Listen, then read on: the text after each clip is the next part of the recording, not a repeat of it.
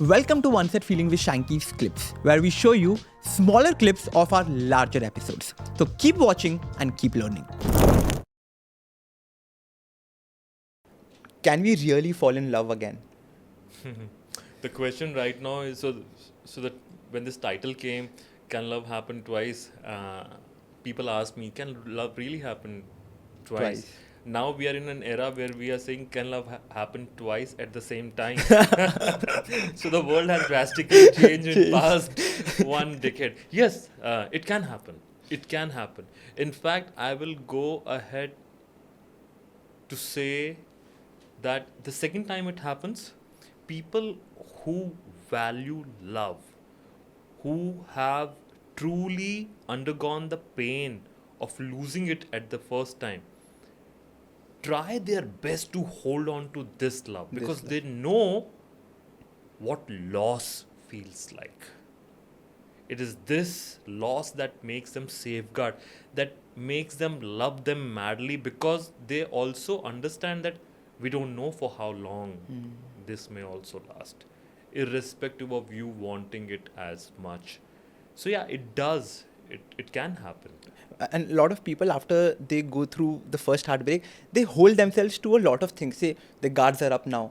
They are not able to trust someone, or they really want to love again. They really want to get into a relationship. They really want to get married again. Yeah. But there is something within them that holds them back all the time.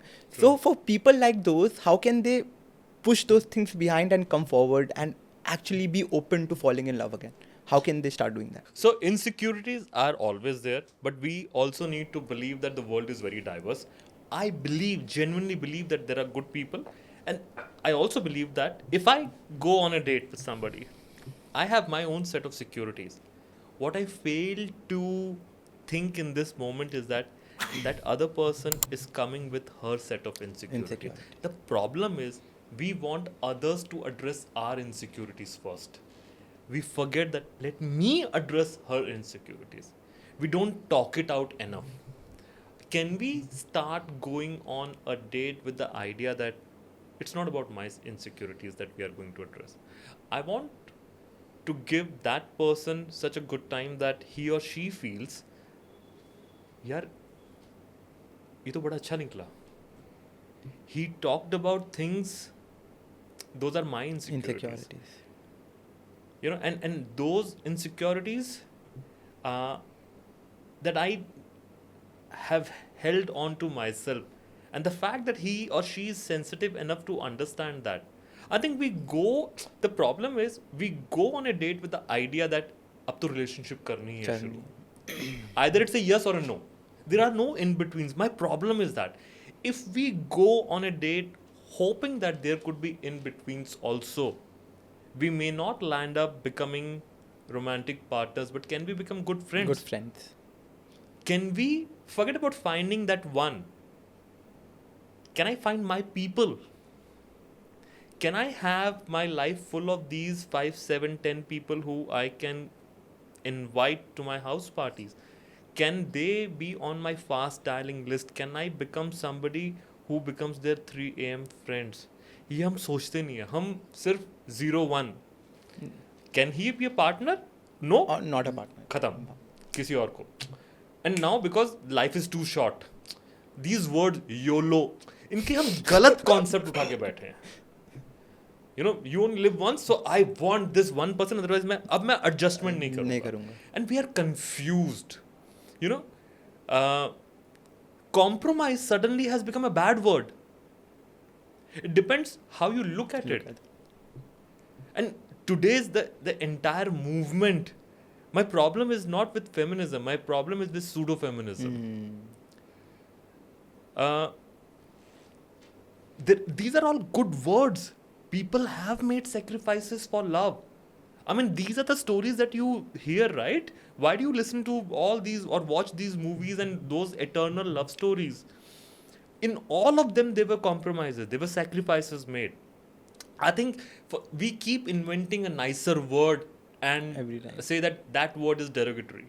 Forget about words. Let's talk about underlying feeling.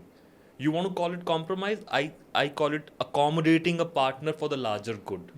can I do this?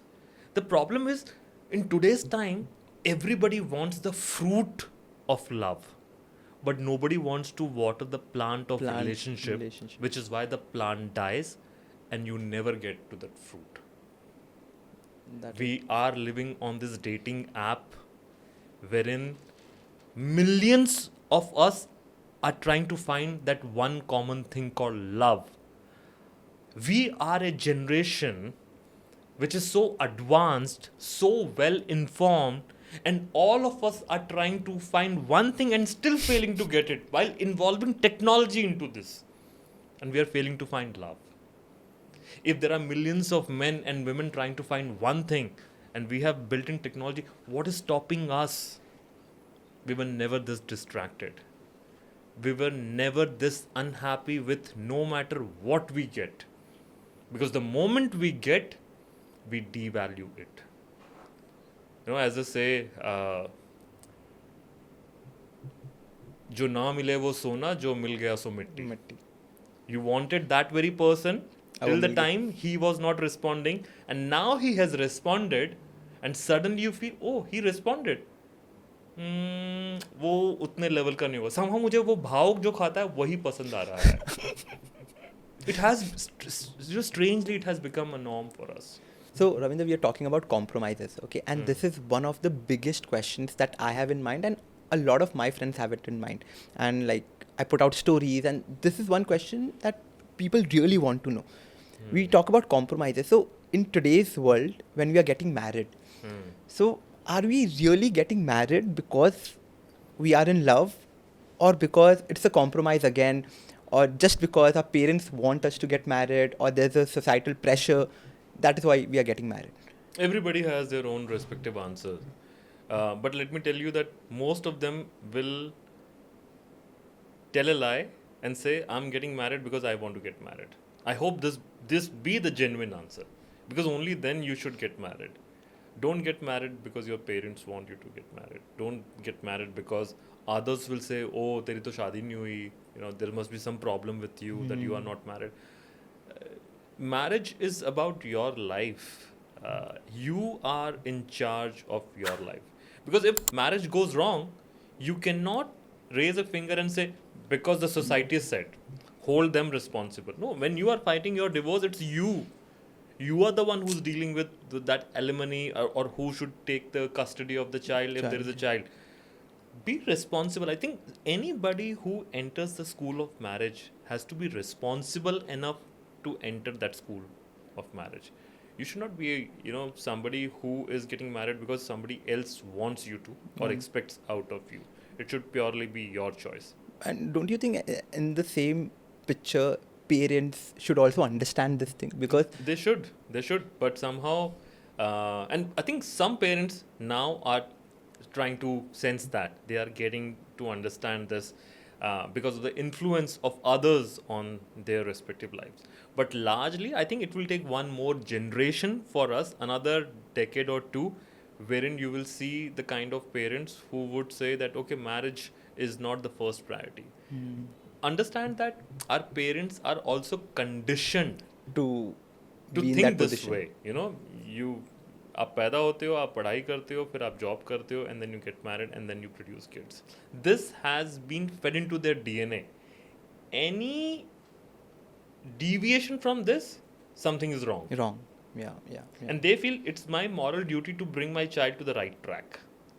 So unknowingly, they are doing something that they should not be doing. And this is changing. People have more exposure now. People are well traveled. They are seeing the other part of the world also and asking a question to themselves. Introspection.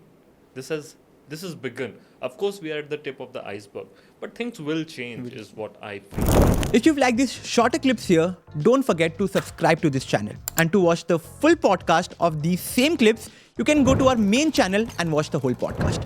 Until then, see you.